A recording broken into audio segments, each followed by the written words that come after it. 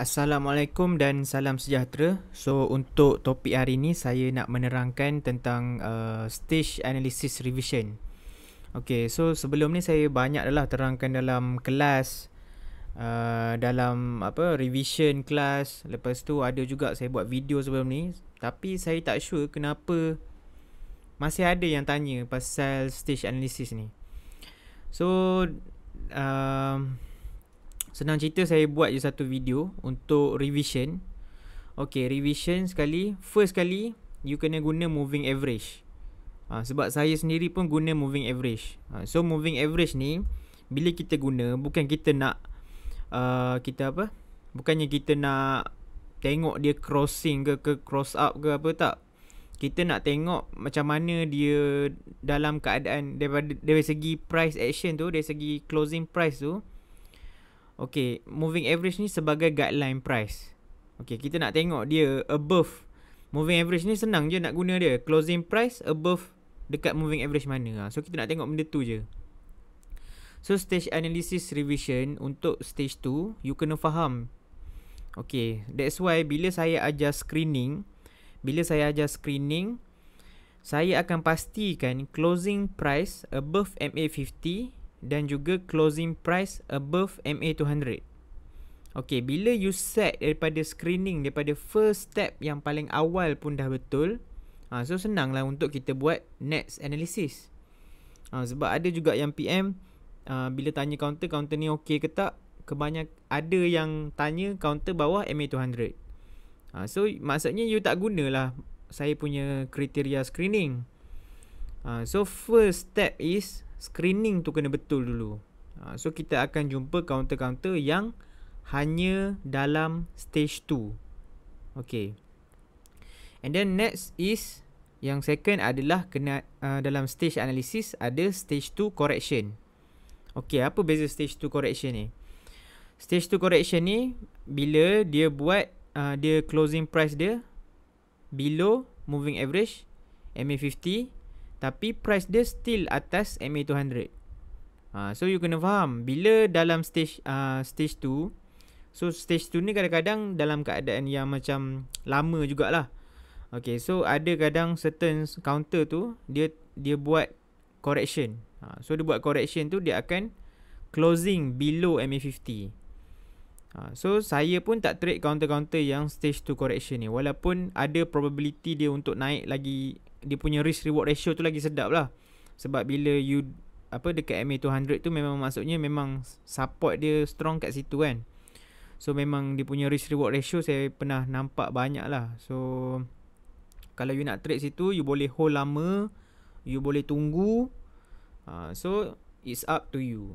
So masing-masing lain kan, dia punya emosi dia lain kan. So tapi saya memang tak trade counter yang stage 2 correction. That's why bila saya screening, saya akan tunggu dia untuk closing above MA50 dan juga MA200.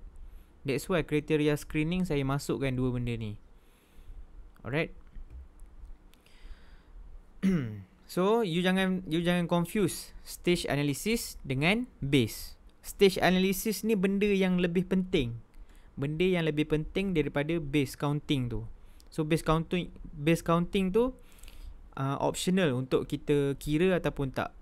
Kalau macam rasa susah sangat, so starting ni belajar untuk detect base je. So bila dia breakout base tu, so kita akan beli lah. Alright. So ini adalah contoh stage analysis. Okay, so kita try buat revision sikit dekat ni counter.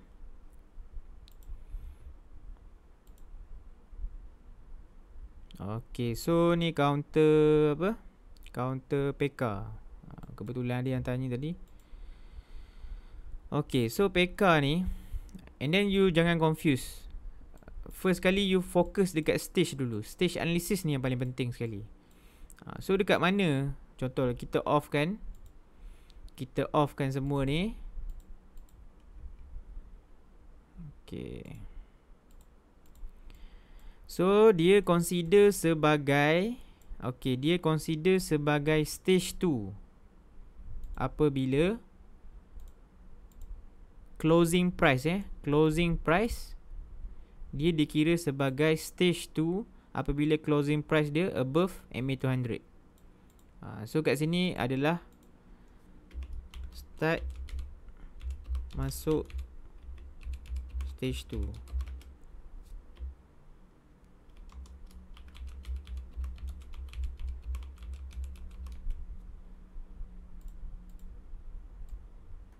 So bila dia break above MA200, dia start masuk stage 2.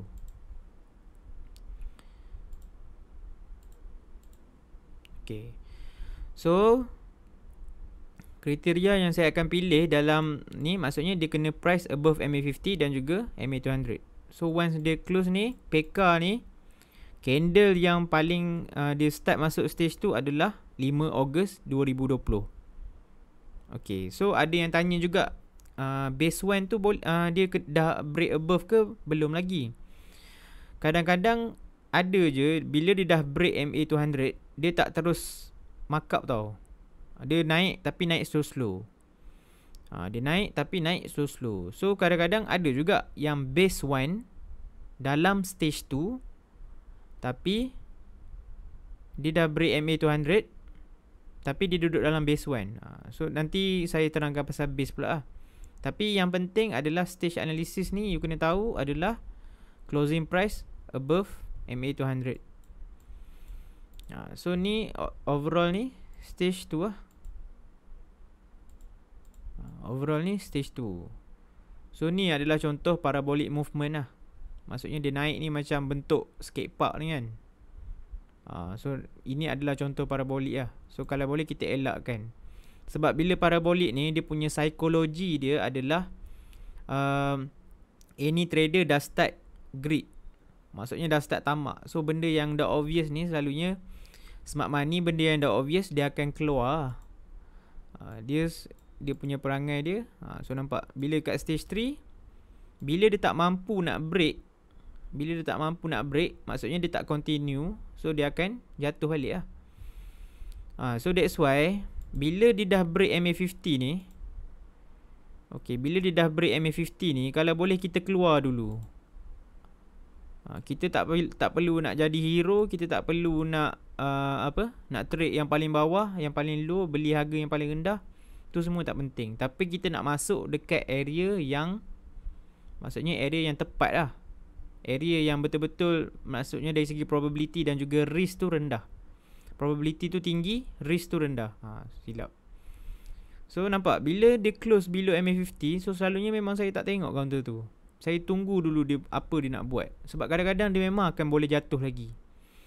So that's why bila pilih counter, kita nak pilih counter yang price above MA50 dan juga price above MA200. Faham tak?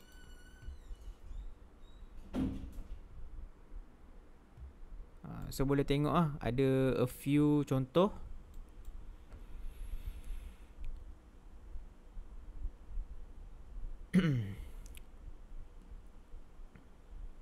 Sekejap pause sekejap.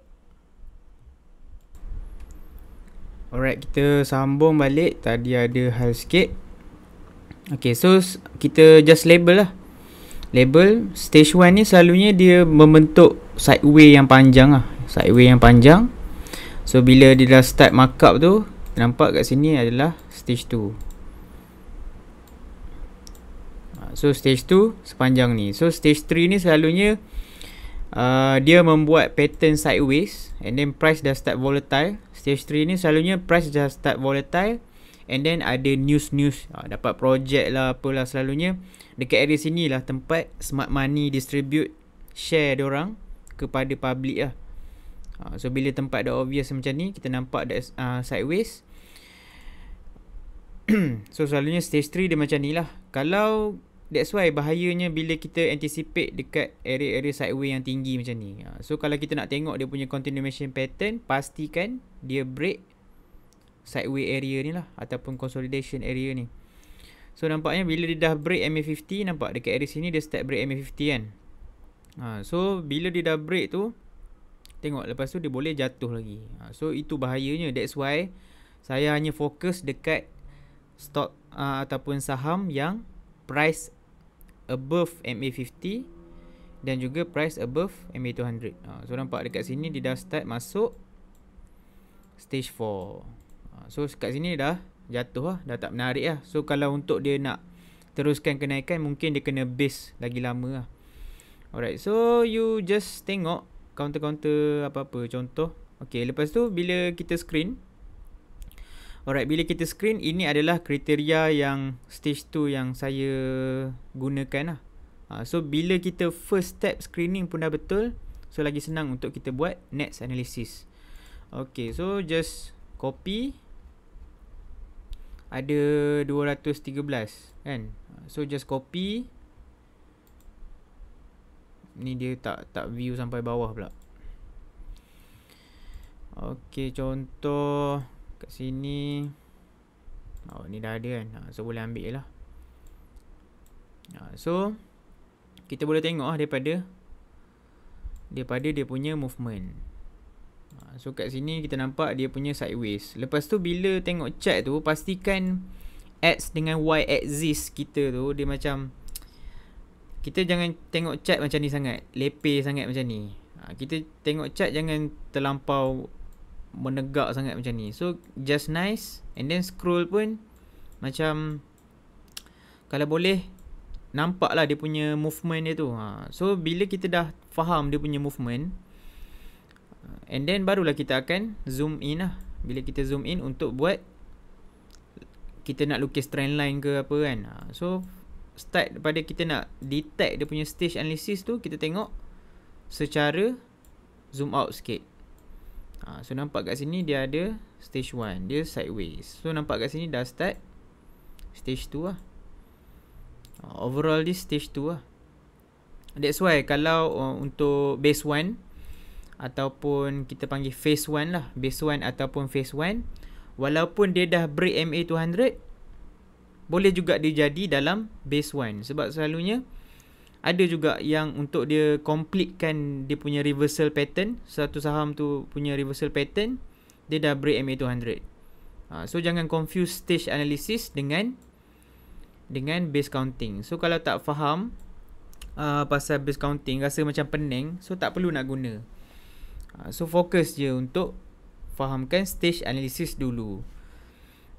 So and then fahamkan stage analysis dan juga tahu lah macam mana nak lukis base. So kalau kat sini pun kita boleh nampak ada base. So kenapa kita kena tahu, kita kena belajar detect base ni? Sebab kita tak nak masuk breakout yang terkejar. Kita nak masuk breakout yang betul-betul dia baru breakout. So breakout kita ni bukannya breakout dekat sini yang dah jauh tinggi. So kebanyakannya ada yang a few yang baru-baru trade, selalunya bila dah tanya ni breakout ke, selalunya breakout yang dah memang naik. Tengok dah berapa persen. Contoh kat sini naik daripada breakout dah 30%. So that's why bila you beli selalu jatuh. So yang penting kena fahamkan macam mana nak detect base dan juga stage analysis. So stage analysis senang kira, bila dia breakout MA200, so kita consider dia sebagai stage 2 lah. Tapi sebenarnya adalah kita kena tengok dia punya secara zoom out ni. Kita scale betul-betul X dengan Y axis dia. So kita nampak yang ni sideways, yang ni dia start naik. So baru kita nampak dia punya stage analysis. So boleh study a few counter. Contoh macam kita cari counter-counter yang mahal ataupun dia punya movement senang nak detect. Contoh macam Top Glove. So counter-counter macam ni senang sikit kita nak tengok. So kat sini pun nampak ada stage analysis lah. Dekat sini ada stage 1. Dekat sini dia start masuk stage 2. Kat sini nampak stage 3 dia dah start volatile. Volatile sideways. And then dekat sini pun dah markup banyak. Dia dah bentuk parabolic kan. So stage 3 ni selalunya macam tu lah. Dia dah sebelum tu dah ada kenaikan yang banyak. And then kat sini dia start nampak sideways. So once dia break MA50, kat sini pun ada down gap. So nampak kat sini dia dah start masuk stage 4. Kalau kita tunggu dia break MA200 memang lambat lah. So kat sini pun dia dah jatuh berapa persen kat sini. Kat sini saja dah break negatif 67%. So kalau banyak lah you loss. So that's why kita nak masuk ni bukan nak masuk paling bawah, bukan kita nak masuk kita nak jual yang paling atas, tapi kita nak masuk at the right time lah. Maksudnya probability untuk kita profit, and then risk kita bila kita loss tu pun sikit. So saya rasa itu saja untuk perkongsian hari ni. Stage analysis revision. So boleh tengok stage 2 adalah closing price above MA50 dan juga closing price above MA200. Stage 2 correction pula, dia punya closing price below MA50 tapi price dia still above MA200. So selalunya counter-counter yang buat long term uptrend, selalunya adalah stage 2 correction ni. So tapi saya akan fokus dekat saham-saham yang membuat closing price dia above MA50 dan juga MA200. So saya rasa itu saja untuk perkongsian hari ini, stage analysis revision. Boleh tengok slow. So yang penting fokus dulu dalam 8 komponen trading tu. So stage analysis ni benda yang penting lah. Fokus ni dulu, and then belajar di tech base, baru belajar di tech base counting. So step by step lah. So I think itu saja untuk perkongsian hari ni. That's all for me. Thank you so much. Assalamualaikum.